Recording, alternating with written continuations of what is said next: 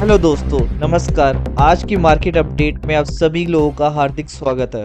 आज की सबसे बड़ी खबर जो निकल कर आ रही है वो है सुप्रीम कोर्ट की तरफ से, जहां पर एक पीआईएल फाइल करी गई थी इथेनॉल 20 यानी कि पेट्रोल के ऊपर, जिसका इम्पैक्ट आम आदमी पर तो पड़ता ही है, पर साथ ही साथ इसका इम्पैक्ट स्टॉक मार्केट में बहुत सारी कंपनियों पर भी पड़ता है।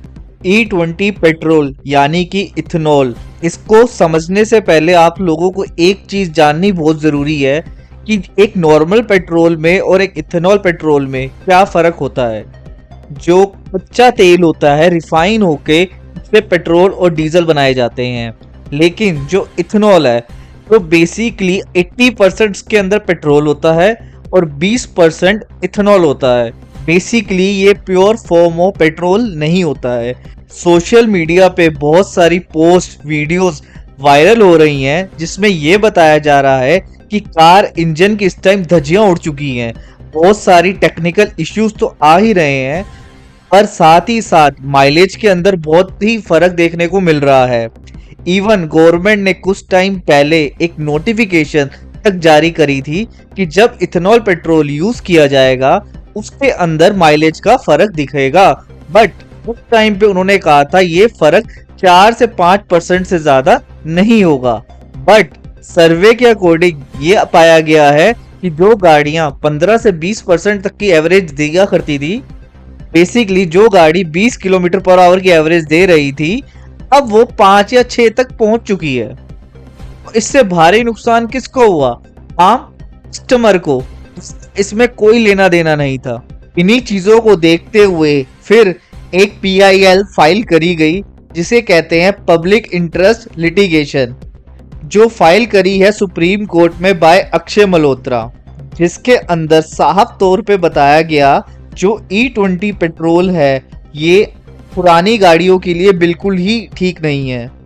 जो गाड़ियां 2023 से पहले की हैं ये पेट्रोल उनको डिस्ट्रॉय कर रहा है, और जो गाड़ियां 2023 से आई हैं ये पेट्रोल उन गाड़ियों के लिए अच्छा है।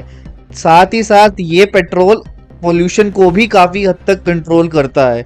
इसी चीजों को देखते हुए ये इंट्रोड्यूस किया गया।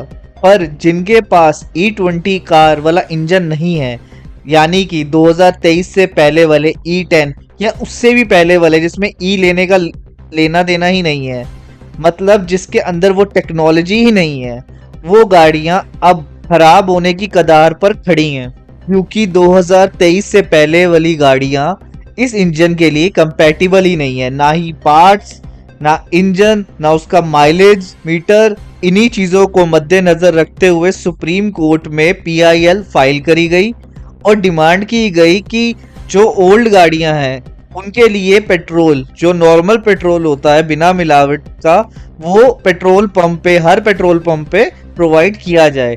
बट सुप्रीम कोर्ट ने इस प्ली को रिजेक्ट कर दिया है, क्योंकि उनका पर्पस है पोल्यूशन को कंट्रोल करना, और इथेनॉल पोल्यूशन कंट्रोल में बहुत बड़ा योगदान दे रहा है इस टाइम पर।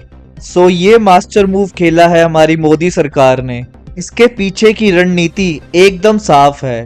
जो पेट्रोल गाड़ियां 15 साल पुरानी हो चुकी है और साथ ही डीजल गाड़ियां 10 साल पुरानी हो चुकी है, उसको किसी भी तरह मार्केट से निकाला जाए। हालांकि स्टॉक मार्केट में कुछ कंपनियां ऐसी हैं जिसके लिए ये न्यूज़ बहुत ही बड़ी है और उनके शेयर प्राइस में बहुत ही बढ़ोतरी देखने को मिल रही है, क्योंकि जो इथेनॉल है वो बनता बहुत सारी चीज़ों से है, बट जो सबसे अच्छा इथेनॉल पेट्रोल बनता है वो बनता है शुगर केन यानी गन्ने से। इसीलिए मार्केट के अंदर एक शुगर वाली कंपनी जितनी भी है उनमें एक रैली देखने को मिल रही है, और साथ ही साथ ये न्यूज़ ईवी सेक्टर को भी बहुत बूस्ट देगी। हमारे साथ ऐसे ही बने रहने के लिए चैनल को सब्सक्राइब करें।